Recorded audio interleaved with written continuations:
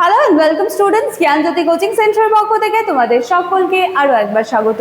আজকে আমরা আলোচনা করব রাজা রামমোহন রায় ও তার উদারতাবাদ, ঠিক আছে, লিবারেলিজম নিয়ে। ঠিক আছে, এটা নিয়ে কিন্তু আজকে আমাদের ক্লাস বা আলোচনার বিষয়। চলো এটা নিয়ে আলোচনা তাহলে আজকে শুরু করা যাক। ক্লাস বা আলোচনার বিষয় শুরু করার আগে এই জায়গাটা ছটপট দেখে নাও। এখানে দুটো কন্ট্যাক্ট নাম্বার দেখতে পাচ্ছ, যে কোনো একটি নাম্বারে কল করে কিন্তু তোমরা আমাদের সাথে অনায়াসে যোগাযোগ করে নিতে পারো সোম থেকে শনিবারের মধ্যে অফিস আওয়ারে। আচ্ছা, এবার চলে আসি আমরা কোর্স ফির বিষয়টা। দেখো, যেই সেমিস্টারেরই হও না কেন বা যেই সেমিস্টারেই থাকো না কেন, যদি তুমি মেজর স্টুডেন্টস হও সেই ক্ষেত্রে তোমাকে পে করতে হবে মাত্র 1199 টাকা, এবং মাইনর স্টুডেন্টদেরকে পে করতে হবে মাত্র 699 টাকা। এই হচ্ছে পুরো ব্যাপার, মোটেও কোথাও জটিল নেই। তো চলো, পুরো বিষয়টা আমার জানিয়ে দেওয়া হয়ে গেল। এবার চলে আসি রাজা রামমোহন রায় ও তার, চলো দেখো, লিবারেলিজম এটা নিয়ে আলোচনা করব।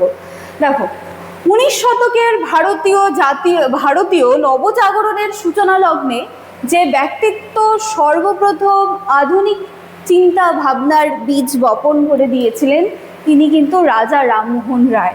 ঠিক আছে, কি বলা হয় তাকে? ভারতের আধুনিকতার জনক বলা হয়। তিনি ভারতীয় সমাজ, ধর্ম, শিক্ষা, রাজনীতিতে উদারপন্থী চিন্তার সূচনা করেন। তার রাজনৈতিক দর্শনের মূল ভিত্তি কি ছিল? উদারবাদ বা লিবারেলিজম। ঠিক আছে, উদারবাদ। আচ্ছা চলো, এবার এই উদারবাদের অর্থ কি বা উদারতাবাদের অর্থ কি? বলছে যে উদারতাবাদ এমন একটি রাজনৈতিক দর্শন যা ব্যক্তি স্বাধীনতা, আইনের শাসন, যুক্তিবাদ, ধর্মীয় সহনশীলতা, সাংবিধানিক সরকার, এই সমস্ত নীতিগুলিকে গুরুত্ব দেয়।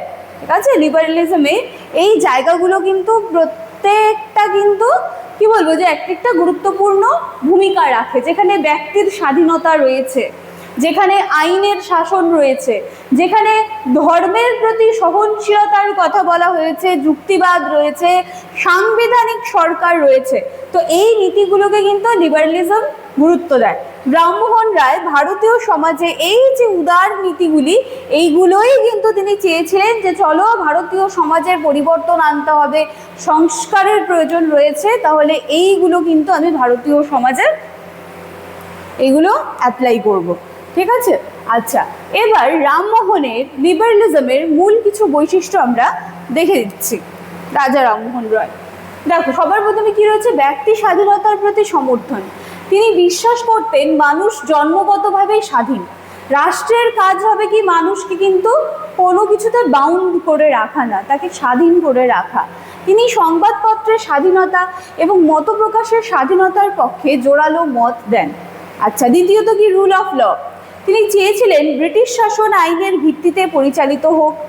শাসকের ইচ্ছাই আইন হবে এমন ধরনের বিরোধিতা কিন্তু তিনি করেন, যে এমন ধরন বলো বা এমন ধারণা, যে বিষয়টা যে শাসকের ইচ্ছাই অন্তিম ইচ্ছা, সেখানে প্রজা বলো বা তাদের কোনো ইচ্ছা বা তাদের কোনো কিন্তু কি বলবো যে মতামত, এগুলো কিছু থাকবেন। তো এই জিনিসটার কিন্তু তিনি বিরোধিতা করেছিলেন। সংবাদপত্রের স্বাধীনতা। তিনি সংবাদপত্রের ওপর ব্রিটিশ সরকারের নিয়ন্ত্রণের বিরোধিতা করেন। তার মতে মুক্ত সংবাদপত্র জনগণের অধিকারকে রক্ষা করে। মুক্ত সংবাদপত্র সবসময় জনগণের অধিকার রক্ষা করে। এবারে দেখো, ধর্মীয় উদারতা। তিনি একেশ্বরবাদে বিশ্বাস করতেন, এবং অবশ্যই কিন্তু আমরা এটা জানি যে রাজা রামমোহন রায় সমাজের জন্য অনেক ভালো ভালো কাজ করে গিয়েছেন, কিন্তু যে কুসংস্কারের যে বিরোধিতা, এটার জন্য কিন্তু আমরা রাজা রামমোহন রায়কে অবশ্যই মনে রাখি। আচ্ছা দেখো কি বলা হচ্ছে, 1928 সালে তিনি ব্রহ্ম সমাজ প্রতিষ্ঠা করেন, যার লক্ষ্য কি ছিল? ধর্মীয় সংস্কার এবং যুক্তি নির্ভর চিন্তা। এটা কিন্তু ব্রহ্ম সমাজের সে সময় লক্ষ্য ছিল। আচ্ছা, নারী অধিকারের সমর্থন। তিনি সতীদাহ প্রথার বিরুদ্ধে আন্দোলন করেন। তার প্রচেষ্টায় 1829 সালে সতীদাহ প্রথা কিন্তু বিলুপ্ত হয়। ঠিক আছে, তিনি নারী শিক্ষার পক্ষেও জোর দেন। দেখো ছবি দিয়ে দেওয়া হয়েছে। শিক্ষার ক্ষেত্রে উদার দৃষ্টিভঙ্গি। তিনি অবশ্যই পাশ্চাত্য বিজ্ঞান ও আধুনিক শিক্ষার সমর্থক ছিলেন। ইংরেজি শিক্ষার মাধ্যমে ভারতকে আধুনিক করার পক্ষে কিন্তু তিনি সবসময় মত পোষণ করেছেন। রামমোহনের উদারবাদ প্রভাবিত হয়েছিল, রাজনৈতিক চিন্তার প্রভাবে চলে এসেছি যে দেখো এখানে ইউরোপীয় আলোকায়ন চিন্তাধারা প্লাস ব্রিটিশ সাংবিধানিক ব্যবস্থা, যুক্তিবাদী দর্শন, এইগুলো কিন্তু রামমোহনের লিবারেলিজমকে অনেকটা প্রভাবিত করেছিল, ঠিক আছে। এবং তিনি কিন্তু এই জায়গাটাকে প্রচণ্ডভাবে সমর্থন করেছিলেন, যে পাশ্চাত্য বিজ্ঞান এবং আধুনিক শিক্ষার সমর্থকও ছিলেন তিনি, ঠিক আছে। তো এই জায়গাগুলো রাজা রামমোহন রায়ের লিবারেলিজমকে কিন্তু যথেষ্ট কি বলবো যে উৎসাহিত বলো বা প্রভাব ফেলেছিল।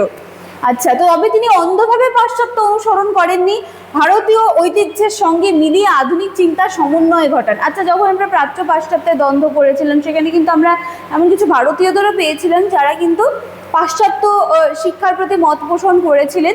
রাজা রামমোহন রায়ও একজন ছিলেন, কিন্তু তিনি পাশ্চাত্য শিক্ষার প্রতি মত পোষণ করলেও কিন্তু তিনি অন্ধ হয়ে যাননি।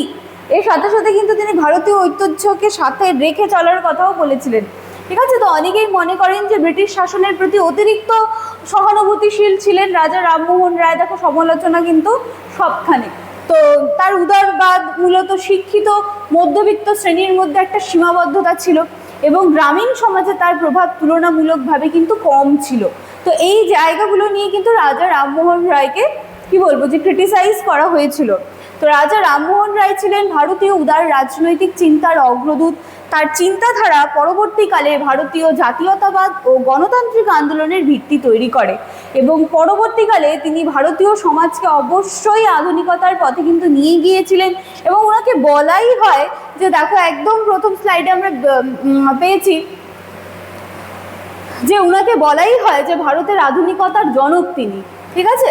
তাহলে এই ছিল কিন্তু আজকে আমার আলোচনার বিষয়। এবং দেখো যে আধুনিকতার পথে তিনি নিয়ে গিয়েছিলেন, এবং ব্যক্তি স্বাধীনতা, মানবাধিকার এবং যুক্তিবাদের ভিত্তিও তিনি কিন্তু স্থাপন করেন। তাহলে খুব ছোট্ট করে আমি বিষয়টা আলোচনা করে দিলাম। ডিটেলস জানতে হলে আমাদের সাথে যোগাযোগ করতে হবে। এই ছিল আজকের ক্লাস বা আলোচনার বিষয়। দেখা হচ্ছে আবার নেক্সট দিনের ক্লাসে। Thank you.